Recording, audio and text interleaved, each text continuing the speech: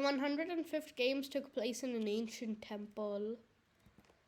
It was made clear what Game Maker Griffin had been trying to say as the tubes rose up into the arena. The tributes looked around to see that they were currently in the main building of the large temple, with numerous doors leading outside. Griffin arrived from the control room whilst Priscilla arrived in the commentary box, before squealing in delight and shouting that she now knew what Griffin had been trying to say. Priscilla and Rubius soon began their scavenging of the arena and glanced through the cameras, trying to find what the arena looked like. Large sticks with burning fire hung on each wall of the arena, with a large amount of rooms. However, at the back of some of these rooms, there were occasionally vaults. Rubius announced that it was likely that some of the vaults contained food and water, in case the tributes did not manage to grab some food and water from the cornucopia. Shielded from tributes' vision were spike pits in some of the rooms, covered by concrete, which would actually break extremely easily. Although Priscilla asked if tributes would be able to leave the temple, Game Maker Griffin suddenly appeared on the screen and replied that the tributes did not know that once they opened the doors of the temple, which were several kilometers away, they would be electrocuted by the perimeter. Instead of a normal cornucopia this year, there was a large statue in the middle of the main room, with a larger statue with a pretty young lady displayed on it. It was instantly noticed by many tributes that instead of a variety of weapons, only pickaxes, along with spears and swords, were available this year, along with blocks of cheese, loaves of bread, bottles of water, and cans of soup. Another observation made by Rubius and Priscilla was that each pair of siblings was directly across from each other. Rubius zoomed out of the screen in order to see all 52 podiums, but then announced that Priscilla was in fact right about her observation. Castell from 14 was directly opposite his older sister, Bella from 14, and he appeared to be rather pale and terrified. He slowly began whimpering, which made Rhaegal from 1, who was to his left, shout at him to be quiet. This scared Castell even more, but he glanced at the closest exit out of the bedroom. Bella stood directly opposite Castell. She appeared to have a determined look on her face as she glanced at Payrite from 1, who was directly opposite Rhaegal. Bella glanced at the statue and set her sights on a pickaxe before glancing around, presumably to find Castell, clearly not knowing that he was on the opposite side of the statue. Gabrielle from 14 stood on a podium directly east of the statue, and she gasped in surprise as she glanced around. She then clenched her fists, muttering that she had to get back home, and then she whispered the name of her younger brother, Dante, but she could not find him and rolled her arms back, before stroking her hair as she squeezed her eyes shut and slowly began to breathe. As for Dante, he was directly west of the statue, and it became clear to him that he was in the Hunger Games and that he could not escape. He glanced at the statue, counting how many weapons were present, 26 in total, and smiled softly, before beginning to chuckle, saying, "Tengo esto," to himself, which translated to, "I've got this."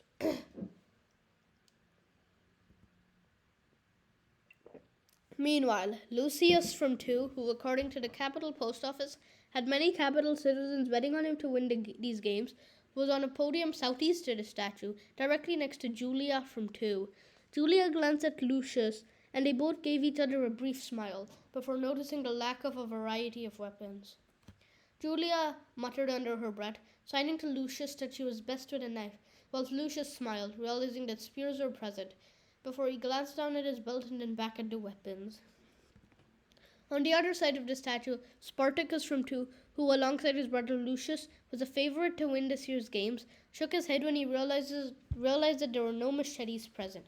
He groaned, which made Junia from 2 turn towards him. She too shook her head, before smiling weakly at Spartacus. She jerked her head towards several swords, before signing to him, asking if her sword was the same thing as a machete. This question appeared to infuriate Spartacus, and he signed back, asking her what kind of question this was, before turning back to the statue, although he then turned to Tartan from 8, and scoffed in amusement at the boy. Before the gong had even sounded, Priscilla and Rubius both came to the conclusion that most of the tributes would try to flee the main room, rather than running towards the statue, as they likely wanted to meet up with their siblings. But Rubius then appeared to realize that it would be likely for the tributes to in fact run inwards, as they would want to make sure their siblings survived. Rubius's prediction was proven to be true, and the gong sounded, and the only pair of siblings to flee were Nicola and Nicholas from 5 and Otto and Otta from 6. When the gong sounded, Lucius immediately sprinted inwards and towards the statue. He ran as quickly as he could, his black curls bobbing behind him. He leapt over Dark from 12, who was viciously stabbing Ceres from 9 to death with a sword. Dark grinned as Ceres stopped moving, but Ceres' older brother, an extremely muscular lad named Bushell, cried out in horror and immediately sprinted towards Dark, before grabbing the shaft of an axe and using it to individually knock all of Dark's teeth out. Lucius winced in surprise, but then noticed that Regal and Payrite had reached the statue already and were grabbing pickaxes. He turned around to see Dark bleeding from his mouth as Bashal shouted that he had killed his brother, but Lucius ignored this and continued running. He was the fourth tribute to reach the cornucopia, and he grabbed 2 of the axes, placing the shaft through the holes in his belt. He then grabbed a spear, before feeling it with his hands. Lucius then threw the spear back, but as he prepared to launch it, one of the brother-sister pairs from District 7 ran up behind him. He swore a panic, before instead launching his spear into the head of the brother. The brother fell directly onto the now sobbing sister, and Lucius gulped, before apologizing and spearing the sister as well, before running, leaving 2 dead siblings behind. When the gong sounded, Spartacus and Julia both nodded at each other, before roaring and running towards the statue with all of the supplies. Spartacus shouted at Julia to get food, and she quickly did so, while Spartacus quickly grabbed an axe and called out Julia's name, before tossing the axe towards her. She quickly got it and smiled at Spartacus, before slamming the shaft of the axe into her belt. Spartacus nodded at Julia and gave her a brief smile, before asking if she knew where Junia was. Just then, however, Spartacus noticed that Junia had been tackled by Viscera and Barona from 10, seconds after the gong was sounded. Junia was still on the ground near her podium as the sisters from 10 took turns stabbing her with their axes. Julia let out a horrific scream as Spartacus told her he was going to get revenge. He grabbed a sword from the statue and immediately ran towards Viscera and Barona, who were still stabbing Julia, despite her having stopped moving. Spartacus snarled as tears rolled down Julia's cheeks, and he soon reached the girls from 10. They sensed him coming, but it was too late, and Spartacus cut off a tuft of Barona's hair with his sword, before quickly decapitating her. He then shouted obscenities at Viscera, calling her filthy, before beheading her as well. Viscera's head rolled off and Spartacus apologized to Junia, whose eyes stared at the ceiling lifelessly, before Spartacus turned and ran. Meanwhile, Gabrielle ran inwards to grab a loaf of bread that was a few inches away from her podium. She collected the bread and ran towards an axe that had fallen off the statue when Marvell from 1 had dropped it. Gabrielle then sprinted towards the axe, but after grabbing it, instead of leaving, she decided to push her luck and she ran towards a bottle of water. However, she suddenly heard a yelp and she turned around, before gasping. When the gong sounded, Dante stayed on his podium, simply grinning, saying, "Tengo esto." However, as Cinda from 12 slaughtered the other brother-sister pair from 12 with an axe, he cried out, but he still ran through the dying tributes before he bumped into Landon from 10, who prepared to throw an axe at him. Dante dropped to the ground and avoided Landon's axe, which buried itself in the head of Dark, who was still being tortured by Bushell. Dark let out a grunt and stopped moving, whilst Landon aimed another axe at Dante. Dante ducked his axe as well, and it narrowly avoided hitting Bushell in the neck. Dante swore in a panic and grabbed a bottle of water, before turning and running. He ran towards one of the many doors leading out of the main building, but then suddenly shouted for Gabrielle. Despite Gabrielle not being able to see him nor hear him, Dante ran inwards and shouted for Gabrielle. He had not made a few steps before Gabrielle could see him, but as he shouted her name, however, his eyes widened in shock and he fell sideways to the ground. Gabrielle gasped in horror as Dante twitched on the ground before his body stopped moving. It was revealed to Capital viewers that Blade from 10 had seen Dante calling out for Gabrielle, and due to the fact that he had not managed to kill any tribute so far, he had seized his opportunity and had thrown his spear through Dante's back. Gabrielle swore in Spanish and burst into tears as Blade sprinted towards Dante's body and retrieved his spear. He grinned at Gabrielle before turning and running as Bushell still stabbed Dark despite Dark having died, which made Dark's sister, Cinda, cry out. But as she charged at Bushell, he slapped her with his muscular arms, knocking her unconscious. Gabrielle ran towards Dante's body and held his hand, sobbing that she was sorry. However, she failed to realize that she had been spotted by Payrite. Playwright ran towards her as Regal slaughtered one of the brother-sister pairs of District 6, while Siren and Ford from 4 stabbed one of the brother-sister pairs from District 8. Playwright leapt over Basil from 11, who was slaughtering the other brother-sister pair from District 11. Playwright charged at Gabrielle with his pickaxe, but she saw him approaching at the last second and dropped to the ground. She then kicked Playwright in the leg and he tripped, hitting his head on the statue. Playwright yelped in pain and got to his feet, and stumbled after Gabrielle, who was trying to flee. Regal shouted at Playwright to keep going and he lunged at Gabrielle, knocking her to the ground. She screamed and cried for mercy as she repeatedly kicked Playwright in the neck. Playwright gasped but looked at Regal, then at his pickaxe, then Gabrielle, and he smiled sympathetically before slashing her throat with the axe.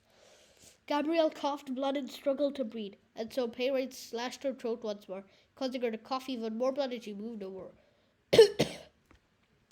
Regal continued shouting orders at Playwright as Gabrielle suddenly became conscious and coughed slightly, but she immediately shut her eyes and stopped moving, this time not waking up. Playwright grinned at Regal and they both grabbed their axes before shouting at Spartacus, who had just been tackled to the ground by Tartan from 8.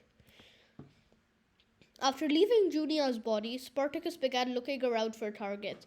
He ran towards Limit and Nina from 5, but as he was about to stand up with his sword, Nina kicked him in the face, causing him to drop to the ground in pain. Nina ran, shouting for Limit to follow her, but Spartacus managed to get to his feet and he slit Limit's throat, causing Limit to fall on top of him. Spartacus yelped and pushed the stocky boy off of him before licking his lips as he saw Castell lying on the ground.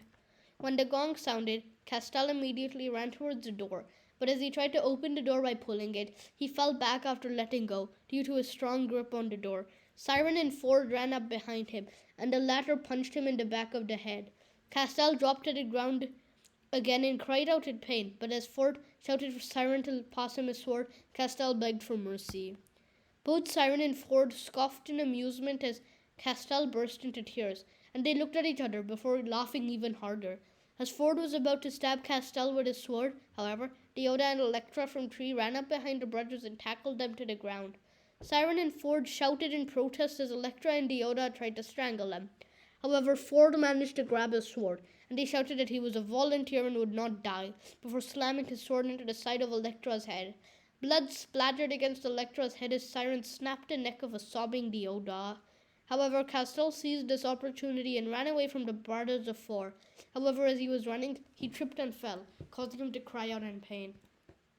Spartacus noticed this and immediately ran towards Castell, snarling as he did so. Castell slowly got to his feet, but before he had turned around, Spartacus threw the sword at him. The sword narrowly missed Spartacus's head, and he spun around just as Spartacus tackled him to the ground. Castell screamed and desperately tried to free himself. He spat in Spartacus's face, and the boy from District 2 snarled once more, but as he was about to force the sword into Castell's head, Bella jumped on Spartacus's head. When the gong sounded, the first thing Bella did was run around the statue to look for Castell. However, she saw that he was not there and immediately ran towards a bottle of water. As she grabbed the bottle, however, Dante fell to the ground with a spear in his back that had just been launched by Blade. Bella cried out and spun around, whimpering Castell's name. She suddenly noticed that Castell had been confronted by Siren and Ford, who were taunting him. As she prepared to attack them, she saw Playwright slashing Gabrielle's throat. She winced once more, before running towards Castell, who had just escaped from the brothers of 4. However, Castell tripped as Bella ran towards him. Spartacus lunged towards him and pinned him to the ground. Bella shouted out and immediately lunged towards Spartacus, jumping onto his head. Bella repeatedly hit Spartacus with her fist, but he threw her off before gasping in exhaustion. He glanced at Bella, who was hugging Castell, and she threw him over her shoulder. Spartacus stumbled after the pair as Bella stuck up her middle finger at him and shouted that they needed to run. She pushed against one of the 8 doors and opened it before she and Castell fled. Spartacus snarled in annoyance and contemplated how he could make an iconic kill. He spun around to see Cotty from 8 shouting the name of her brother, Tartan, who was locked in combat with Marvell from 1. Tartan knocked Marvell unconscious with the shaft of an axe and spun around, but as he ran towards Cotty, Spartacus grabbed her and tackled her to the ground. Tartan shouted out, but as he ran towards Cotty, Spartacus waved cheerfully at him, before snapping Cotty's neck. Tartan cried out and lunged towards Spartacus before kicking him in the head. Spartacus shouted out for Lucius, and his brother immediately charged at Tartan before knocking him unconscious with his spear. Spartacus got to his feet and shouted at Lucius to kill Tartan, but as Spartacus began to strangle Tartan, Lucius shouted at him to stop. Spartacus glanced around and asked why he had said this, and Lucius told Spartacus that all the other tributes had fled, and it would be more iconic if they let Tartan and Cotty's parents recover from Cotty's death before killing Tartan. Spartacus laughed, telling Lucius that this made sense, and he patted him on the shoulder. Bella and Castell continued running through the corridor, with Castell thanking Bella for saving his life. Bella snarled and shouted that Spartacus was a cabron, and that they would kill him later. Castell once again thanked Bella for saving his life, but just then the floor underneath them began to fall. Bella shrieked and jumped to the other end of the corridor, landing just in time as the rest of the floor collapsed. Bella gasped but saw that Castell was beginning to run. Bella shouted at Castell to stop, but he quickly tripped and he hit his head on concrete, but to his surprise, that concrete vanished, revealing a spike pit hidden underneath. Bella shrieked once more as Castell yelped. She pulled him out and shouted that this arena appeared to have plenty of traps. Bella asked if Castell had stolen any weapons during the bloodbath, but Castell replied that he had tried to flee and had been confronted by Siren and Ford. Bella replied that it did not matter, before whispering that they needed to work together in order to survive. Castell asked her if Dante or Gabrielle would come to them, but Bella muttered that the pair were dead. They continued walking for a few more hours, and it became clear that Castell was getting tired. However, Bella told him that they needed to continue on. Castell soon stumbled, however, and dropped to the ground, which made Bella gasp. She asked Castell if he was okay, and although he insisted that he was, he stumbled once more as soon as he was back on his feet. Bella told Castell that he needed to tell her if something was wrong, but he replied that he had not wanted to make her worry. Bella asked Castell what he meant, but as he drank some of their water, he took his left shoe off, then his blue socks, which made Bella gasp as she saw several bruises on his foot. Bella asked Castell what had happened, but Castell simply replied, the usual. He then asked her what their mother had been like before becoming an alcoholic, and Bella sighed, saying that she would never forgive her mother for anything. Castell scoffed, but Bella apologized, saying she should have protected him. Bella told Castell that he was not responsible for his mother's addiction to alcohol, but as Castell hugged her, he told her that she had done something almost as bad to him. Bella asked him what he was talking about, but Castell rolled his eyes and told her that although he loved her, this did not give her the right to become intimate with him without his permission. Priscilla fell out of her seat among shrieks and snowshoe, whilst others burnt pictures of Bella's face. Bella told Castell that she had only been 16 and that she had made a mistake, but Castell once again scoffed and told her that it was his mistake. As Bella asked him what he meant, Castell told her that he had trusted her. Bella appeared ready to come back with a retort, but just then another cannon went off, belonging to Cord from 3, who had been killed by Conifer and Laura from 7. Bella then cried out and told Castell that she was sorry, but he simply crossed his arms and turned in the opposite direction. An awkward silence remained between the two of them, but after a few more hours, Horn of Plenty began. Meanwhile, the 11 careers grouped up. Marvell and Sapphire from 1 appeared to be arguing with each other, with Marvell shouting that it wasn't her fault that Tartan had attacked her, while Spartacus said that they should have killed at least one tribute. Meanwhile, Julia moaned about Junia's death whilst leaning on Spartacus's shoulder, with Spartacus telling her that Junia would be proud if Julia managed to win these games. Marvell then said, "But I'm going to win," which made Spartacus flash her a glare. Spartacus was congratulated by Lucius and the others for having killed Cotty, with Blade and Landon describing this as iconic, and Spartacus smirked, stating that this had been his goal. Blade then told Spartacus that Tartan would be emotionally weakened due to Cotty's death, leading to another round of applause.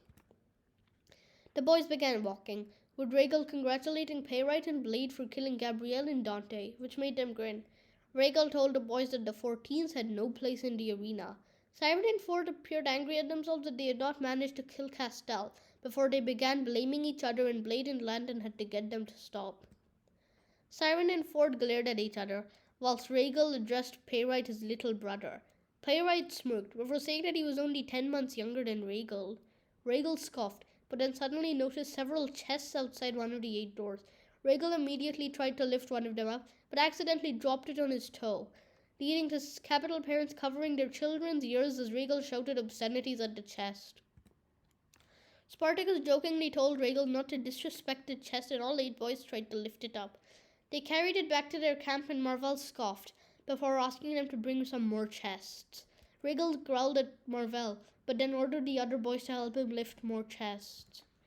They carried on with this routine for the next few hours, and after a while they grew tired. Marvel asked them to collect 4 more chests, despite them already having collected 16, and Pyrite scoffed before dropping to the ground and kissing Marvel's feet, calling her Highness. This made Lucius and Spartacus burst into laughter, and they continued walking without the rest of the pack. They spent some time talking about District 2, with Spartacus stating that he would only kill Lucius if he had no other option, whilst Lucius stated that the odds of both of them making it to the final 8 tributes was not very likely, while Spartacus muttered that it still could happen. Just then Lucius jumped in surprise to see that a lizard was crawling on his foot. Spartacus quickly stabbed the lizard, before stabbing another one that was nearby. A snake then slithered towards Spartacus, and Lucius grabbed his spear from his belt, killing the snake. The brothers continued killing as many mutts as they could, before walking back to the camp, where Rhaegal and Pyrite had lit the fire torches. Lucius and Spartacus then grabbed their kills, before taking a bowl of soup from the statue, and they poured it into the cooking pot. They continued doing so with more bowls of soup, before Lucius began cooking the snakes and lizards. He then placed outside the large bowls of soup, and the brothers served this meal to their fellow couriers. All of the couriers enjoyed this, and Blade asked if he could hunt for food with them. Another 3 hours passed before Orn of Plenty played, and the portraits of the fallen tributes were shown, which are those of Julia from 2, Cord, Dioda, and Electra from 3, Limit from 5, a brother-sister pair from 6, a brother-sister pair from 7, Cauty and the brother-sister pair from 8, Ceres from 9, Viscera and Meroda from 10, a brother-sister pair from 11, Dark and the brother-sister pair from 12, and Dante and Gabrielle from 14 were shown. This meant that 22 tributes had fallen, leaving 30 alive. Julia wiped a tear as Junia's portrait was shown, but Spartacus comforted her. Bella and Castell were lying on their backs as Horn of Plenty ended, and both of them pressed their hands to their foreheads before pointing them at the sky as the portraits of Dante and Gabrielle were shown. Castell asked Bella why they had to die, but Bella replied that the more people who died, the better their chances of winning were. Castell shrugged, and Bella apologized for exploiting him 2 years prior, which made him shake his head, and he said that it was unforgivable, but that he was willing to forget about it for the time being. Castell then rested his head on Bella's shoulder, and she stroked his forehead as they both fell asleep. 6 hours later, the sun began to rise, but it was only after an hour that most tributes woke up. Bella, however, awoke 5 hours after Horde of Plenty played, and she appeared to be upset. She whispered to herself for the next 2 hours, muttering that 22 had died and 30 remained. She then stated the names of all the tributes she knew were dead, before shouting at the cameras, stating that 12-year-old Cauty, who had been killed by Spartacus during the bloodbath the previous day, had not done anything to deserve her death, which made Rubius scoff in amusement. Bella then awoke Castell, and he whispered that he was hungry, but she replied that she had not taken any food during the bloodbath. Castell asked her if they should return to the statue to take some food, but just then the cannon of Nicholas from 5 sounded, which made Castell jump in fear. As for Julia, Lucius, Spartacus, and the other couriers, they slept until the late morning, as they were rather tired from the events of the previous day. However, when Lucius awoke, he saw that Julia and Spartacus were becoming intimate in Julia's sleeping bag, which made him wince. Spartacus immediately spun around and winked at Lucius, who laughed in amusement and told Spartacus he was supposed to kill, not kiss, in the arena. This made Julia laugh, and she replied that this was what her mother had told her before she and Julia had volunteered. The remaining tributes from District 2 decided to take a walk, and after eating some bread, they made their way out of the main room, using the door that Bella and Castell had used. Lucius suddenly tripped on the ground and swore as the concrete vanished, and he narrowly avoided falling into the spike pit. Lucius gasped and slowly got to his feet, but then placed his hand through the concrete and gasped when his hand went straight through. Lucius grinned at Spartacus, who shouted, "Ropes!" in amusement. They turned to Julia, explaining that Lucius occasionally placed rope traps in the floor of their mansion back in District 2, which occasionally led to Spartacus being lifted into the air by his foot. Julia grinned before Lucius and Spartacus gave each other a high five and told Julia that Lucius would set the traps and try to hold tributes captive. Lucius had shouted that if they put the ropes a few inches next to the spike pit, they could move the tributes above the spike pit and get necessary information before throwing the tributes into the spike pit. Julia scoffed and told the Castro brothers that they were legends, and they grinned at each other. Before Spartacus asked if he could touch one of Julia's locks, to which he gladly agreed. Lucius then told Spartacus that they could place some ropes in the spike pits, but this idea was quickly rejected. Lucius told Spartacus and Julia how to create the rope traps with rope from the cornucopia before he told them to go to the other corridors and set traps there, which made Spartacus lick his lips. Meanwhile, Blade awoke to see that all of his fellow couriers were asleep and that the tributes from 2 were gone. Blade scowled before marching towards the snoring Landon and bellowing into his ear. Landon jumped and asked his brother what he was doing, but Blade told him that he should not be sleeping. Landon grinned at Blade before asking where the District 2 tributes were, but Blade responded that they were probably singing and dancing in another room, when in reality Lucius, Spartacus, and Julia were at hard work setting the rope traps. Regal and Payrite soon awoke and asked Blade and Landon where Lucius, Spartacus, and Julia were, to which Landon replied that they were trying to find them. Regal scoffed, saying that they were probably having a party or something, which made the District 10 brothers laugh. The boys spoke for a few minutes, during which Blade and Landon revealed that they often fought as they were twin brothers, whilst Regal and Payrite spoke about how angry their parents had been when they had not managed to earn the role of male tribute for District 1 the previous year. As the boys laughed, they suddenly heard a creak. At once, all of the boys were alert and they grabbed their weapons. As they prepared to attack who or what was approaching them, Nicholas suddenly entered the room and squealed as he saw the boys from 1 and 10 staring at him. The boys looked at the boys from 4 and the girls from 1, but they decided to chase after Nicholas on their own. Nicholas shouted out for his older sister, Nicola, but as she leapt out from behind the door, Landon knocked her unconscious with his arm and they ran after Nicholas. He shouted for mercy, saying he was only 17, but after just a few minutes of running, Payrite caught up with Nicholas and snapped his neck, sounding his cannon. Meanwhile, Bella thought that she heard some tributes approaching the location of her and Castell, and this tribute turned out to be Java from 3. Despite Java being depressed after his brother had died the previous day, and subsequently not being a big threat, Bella shouted at Castell to hide and they ran, before finding a vault at the end of one of the corridors. Bella lunged at it and wrenched it open, before shouting at Castell to hide inside. Castell immediately jumped in and Bella followed, shutting the door. Meanwhile, Lucius, Spartacus, and Julia had finished setting their rope traps and made their way back to the main building of the arena around the same time that Nicholas's cannon sounded.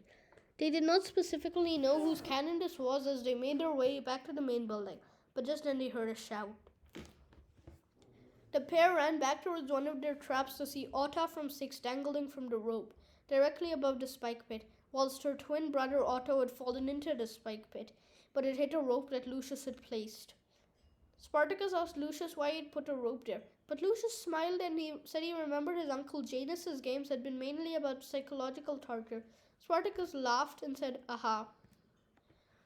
Lucius marched over to Otto and asked her for the location of Conifer and Laura.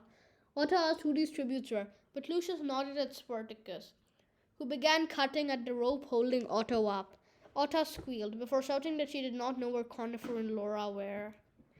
Lucius shouted at Spartacus to continue cutting before telling Otto that she either told him where Conifer and Laura were or that Otto would die all because of her. Otto snarled and asked Lucius and Spartacus if they enjoyed killing people, which made both of them scoff in amusement whilst Julia continually cut the rope holding Otto up. After the rope was nearly severed, Julia looked up at Otto, who snarled and muttered that Conifer and Laura, along with Basil and Plum from 11, were working together, but that she did not know where they were. Julia slammed Spartacus' sword into the rope, causing Otta to shriek, and she stated that the four were at the main altar of the temple. Spartacus asked her where this was, and Otta pointed in a northwest direction before shouting at them to let her go as her face was turning red.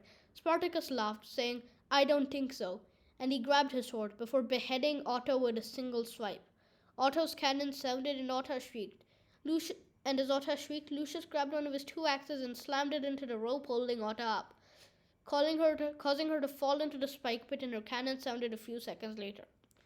The tributes from 2 then returned to their previous camp, cooking some lizard and snake soup for a late breakfast. Bella and Castell hid in the vault as the cannons of Otto and Otta sounded, and Java scoured the room, searching for some food.